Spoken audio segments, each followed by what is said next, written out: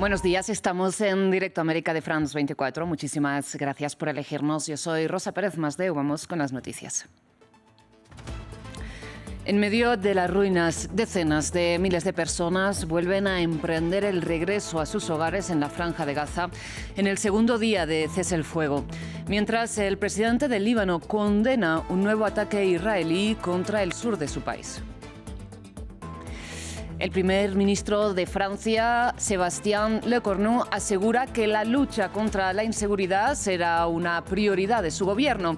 Un gobierno que debe intentar conformar por segunda vez en una semana y en minoría en la Asamblea Nacional.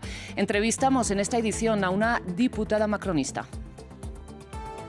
Descarrilan las negociaciones entre Beijing y Washington. Donald Trump amenaza nuevamente con aranceles adicionales del 100% a las importaciones chinas a partir del 1 de noviembre y con controles a las exportaciones de software estadounidenses como respuesta a las nuevas restricciones de China al comercio de tierras raras.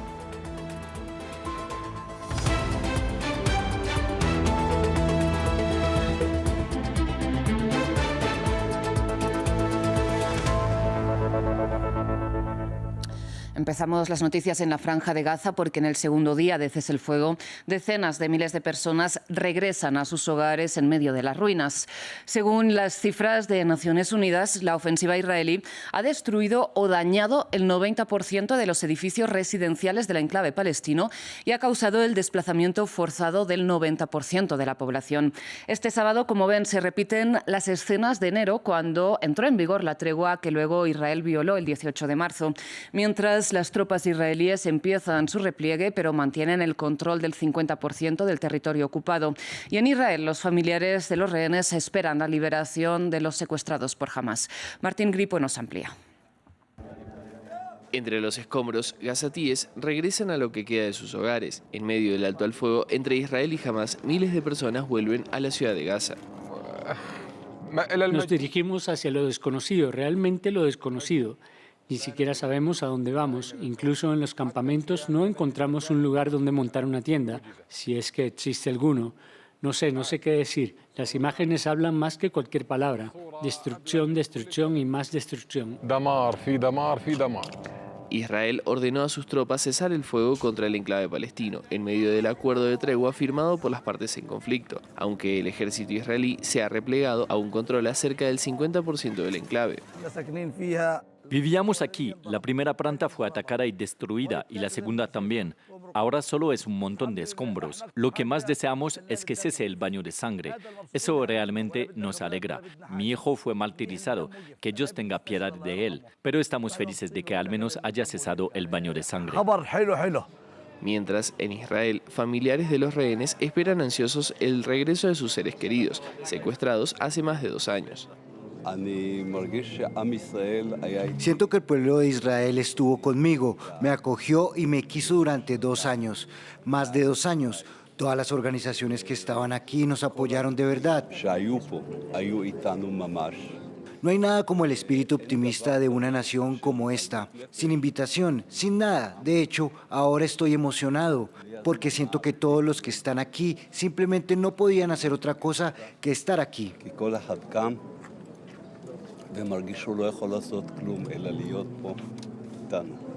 Se espera que entre el domingo y el lunes los rehenes sean liberados, mientras Hamás e Israel discuten otros puntos del acuerdo presentado por Estados Unidos. Dejamos Medio Oriente, vamos hasta Francia, porque el primer ministro, Sébastien Lecornu, dice que su eventual próximo gobierno debe ser libre de los intereses partidistas. Esto a pesar de que no cuenta con mayoría en la Asamblea Nacional y de que necesita, por lo tanto, tejer alianzas con otros partidos para no ser derrocado como sus antecesores. Bien, recordemos que Lecornu ya presentó su renuncia el lunes pasado, solo 14 horas después de anunciar los nombres de su gabinete y antes siquiera de empezar a gobernar, y que fue designado de nuevo este viernes por el presidente francés, por Emmanuel Macron, para volver a intentar liderar la tarea en la que, como decíamos, ya fracasó. Ahora, para intentar comprender este panorama, contamos con Eleonor Carroix. Ella es diputada de la coalición oficialista Ensemble pour la République Católic, Leonor Carua. Señora Carua, muchísimas gracias por estar con nosotros aquí en France 24. Le pregunto de entrada a usted cómo entiende esta decisión de Macron de volver a designar a Lecornu. Hola, muy buenas tardes y muchas gracias por recibirme. Sí, hay que hacer un poco de explicación de texto porque la situación está compleja. De hecho, es la primera vez en nuestra Quinta República que nos encontramos con una asamblea tan dividida y con un primer ministro que queda apenas unos días y que luego tiene que ser reconducido. Yo considero que Sébastien Lecornu se tomó de verdad esta misión que le confió el presidente de reunirse con los diferentes partidos, con las diferentes coaliciones para entender cuáles eran los bloqueos, se lo tomó muy en serio y logró entender que hay una mayoría hoy en el Parlamento de diputados que están en desacuerdo sobre muchísimas cosas, pero están de acuerdo sobre lo esencial, es decir, salir de la crisis política e institucional y lograr adoptar un presupuesto a final del año. Obviamente, nombrar nuevamente al mismo primer ministro puede interrogar, de hecho nos interroga a todos, pero yo creo que al fin y al cabo esta persona que habló con todos, que se mostró muy humilde, muy digno, va a lograr formar un gobierno diferente que nos espera avanzar con esta tarea que tenemos en los próximos meses de adoptar un presupuesto. ¿Y qué gobierno diferente puede formar que no pudiera haber formado hace una semana? Y también le amplió un poco la duda que se nos impone y es cómo, buscando el mismo tipo de alianzas, es decir, una alianza implícita entre el oficialismo y los republicanos, la derecha conservadora, que tiene solo 50 diputados de 577, se puede lograr un resultado distinto a los que hicieron que la Asamblea derrocara a François Bayrou o a Michel Barnier. Bueno, es que la situación está diferente. Diferente porque los socialistas, que hasta ahora no tenían una posición clara, han indicado también su deseo no de apoyar a los macronistas, ni de apoyar al gobierno, ni mucho menos, ni siquiera de participar en el gobierno, pero de dotar a nuestro país de un presupuesto y de ser constructivos, lo que no habían sido necesariamente hasta ahora. De hecho, ellos habían censurado a Michel Barnier.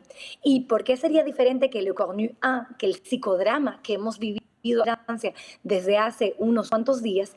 Pues simplemente el primer ministro indicó que no nombraría a ningún ministro con ambiciones para las elecciones presidenciales. Y eso, no sé si se imaginan, pero aquí en Francia es un cambio radical porque hemos visto mucho ego, hemos visto muchas actitudes que de verdad no están a la altura de la situación política que estamos enfrentando, sea cual sea, de hecho, la opinión o la identidad política de las personas que se han expresado.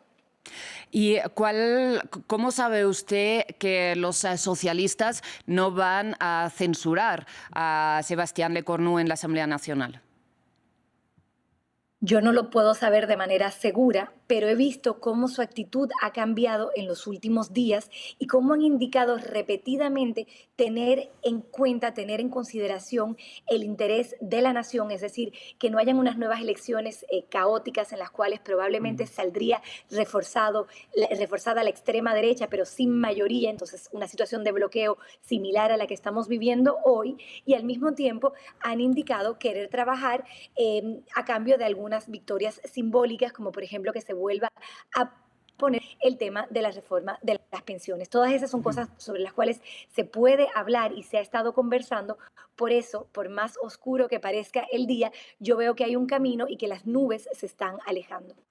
Y usted menciona el interés nacional según un sondeo, ¿no?, que fue hecho de forma quizás muy rápida por el CI y por TF1. Recordemos, este grupo mediático privado francés, el lunes, tras la renuncia de Sébastien Lecornu, indicaba que 2/3 de los franceses quisiera efectivamente una disolución de la Asamblea, una repetición de las elecciones legislativas. ¿Por qué entonces el interés nacional es no ir hacia esa disolución? Han habido otras encuestas que han dado resultados y yo pienso que lo que de verdad resalta de esta gente a la que usted menciona es la gran preocupación de las francesas y de los franceses ante la situación que estamos viviendo, una preocupación que, dicho sea de paso, yo comparto totalmente, porque esta situación es preocupante. ¿Por qué querer una nueva disolución? Porque no ven la perspectiva de este camino, y yo creo que nuestro rol como diputadas y diputados responsables que queremos trabajar en el interés de nuestro país es lograr trabajar juntos, porque si se hace otra disolución, eso tardaría varios meses, significa que no tendremos presupuesto de años, significa que nuestras tasas de préstamos serían elevadas y eso tendría un impacto sobre todo los franceses, y además eso significa que serían elecciones hechas de nuevo en la precipitación, en las cuales no hay ninguna evidencia que un bloque llegaría mayoritario, y lo que sí se ve bastante claramente es que la extrema derecha saldría reforzada, aunque no mayoritaria. Entonces yo creo que la situación sería peor y ciertamente no en el interés de los franceses y de las francesas en base a los elementos tangibles y factuales que tenemos en el momento en que le estoy hablando. Y precisamente intentar evitar, ¿no?, o al menos tener este discurso de amenaza de la posibilidad de que la extrema derecha, que Agrupación Nacional llegara al poder, ha sido la estrategia, el discurso que ha utilizado Emmanuel Macron en las últimas elecciones y que ha hecho incluso que la izquierda en la segunda vuelta presidencial o incluso en las legislativas digamos, apoyar al macronismo, o bien retirándose de ciertas circunscripciones o bien llamando directamente a frenar a la extrema derecha, porque antes de estas pequeñas concesiones que está haciendo ahora Emmanuel Macron sobre retrasar la entrada en vigor de la reforma de las pensiones, el presidente no ha hecho ninguna otra concesión a la izquierda, a pesar de que lo han ayudado, como él mismo ha reconocido, a llegar al poder.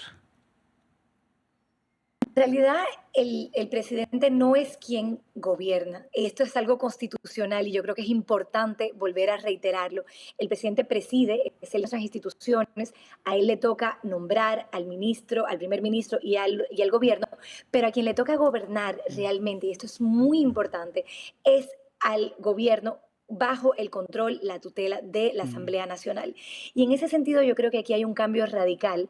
No importa tanto las concesiones que pueda hacer el presidente, lo que importa son los acuerdos, los votos que se puedan lograr en la Asamblea Nacional y que luego pueda adoptar también este gobierno. Por eso es muy importante que la Asamblea Nacional vuelva a tomar el rol que es el suyo en una configuración donde no hay una mayoría absoluta y no hay una oposición única, sino muchas oposiciones que juntas no tienen mayoría. Entonces, sí, yo estoy totalmente a favor de todas las concesiones, del diálogo, del compromiso parlamentario, pero pienso que hay que también desenfocarse sobre el presidente de la República, quien además lleva los asuntos internacionales, y enfocarse en el rol esencial que tiene que jugar nuestro país. Pero constitucionalmente el presidente de la República es quien designa al primer ministro, que, como usted bien señala, luego tiene que contar con una mayoría en la Asamblea Nacional, o al menos no tener una mayoría en contra que lo pueda derrocar. ¿Por qué Emmanuel Macron no ha permitido que un primer ministro de izquierdas o apoyada por la izquierda intente gobernar, siendo que es la fuerza con más representación en la Asamblea Nacional? Voy a decirle, yo personalmente estaba a favor que se nombrara un primer ministro de la izquierda, si por haberlos oído tanto de primero, nos tienen que intentar, han intentado la derecha, han intentado el centro. Yo no soy sectaria, yo estoy a favor de que se logren coaliciones, y decir que hay un primer ministro que es de la izquierda no significa que todo el programa de la izquierda se aplicaría, ni mucho menos, porque todo depende en la Asamblea Nacional. Yo tengo entendido que realmente la izquierda no estaba suficientemente unida o lista para asumir la responsabilidad de gobernar y de abrirse también, porque lo que yo he oído de parte de todos los líderes de izquierda que han reivindicado poder hasta ahora es que quieren gobernar solos, y esto no es posible. De hecho, nosotros aceptamos que los republicanos, la derecha, obviamente también tuviera un primer ministro. Ese fue el primer ministro que se nombró después la disolución. Luego vino alguien del MoDem, que tampoco es nuestro partido y con quien teníamos bastante desacuerdos. Y yo creo que lo que hay que entender es que para gobernar hoy Francia, en la situación en la que estamos, se tiene que estar listo a hacer concesiones. Yo estoy lista a hacer concesiones con todos los partidos de centro, de derecha y de izquierda que sean razonables y que tengan el interés de Francia y de los franceses en el corazón de su acción. Eleonor Carúa, le agradezco muchísimo que haya compartido con nosotros su análisis y su tiempo aquí en France 24. Estaremos pendientes entonces de las concesiones que hagan unos u otros para intentar, como decíamos, un resultado distinto en las próximas horas en Francia. Muchas gracias. Nosotros cambiamos de información para el cierre, vamos hasta China porque residentes de Beijing reaccionaron este sábado al anuncio del presidente estadounidense Donald Trump de imponer un arancel adicional del 100% sobre los productos procedentes de China. Como trasfondo, las restricciones a la exportación de minerales raros. Ciudadanos chinos afirman que no les sorprende ni les preocupa especialmente esta noticia. Nuevo episodio en la guerra comercial entre Washington y Beijing. El presidente Donald Trump ha anunciado un arancel adicional del 100% a los productos procedentes de China. Esto enfriará las ya tensas relaciones entre China y Estados Unidos, después de poner en duda un cara a cara con Xi Jinping a principios de noviembre en Corea del Sur. El presidente estadounidense no descartó reunirse con su homólogo chino. No lo he cancelado, pero no sé si se mantendrá. Supongo que nos veremos, pero ya sabes, ha impactado al mundo con esta política que realmente no es recomendable y eso es impactante, así que ya veremos. Por eso fijé la fecha del 1 de noviembre. Ya veremos qué pasa. Para estos trabajadores en Beijing, este anuncio no supone ninguna sorpresa ni inquietud. Trump es un hombre del pasado, al que le gusta crear polémica. Esto no nos afectará mucho, porque este tipo de anuncios se han hecho con demasiada frecuencia. No podemos ignorar esta noticia, pero sinceramente no es la primera vez, así que tendremos que esperar a ver cómo evoluciona la situación. Si Donald Trump cumple su amenaza, tales aranceles sobre los productos chinos podrían provocar un aumento del costo de los productos importados de China para los estadounidenses. Gracias por su atención. Enseguida regresamos.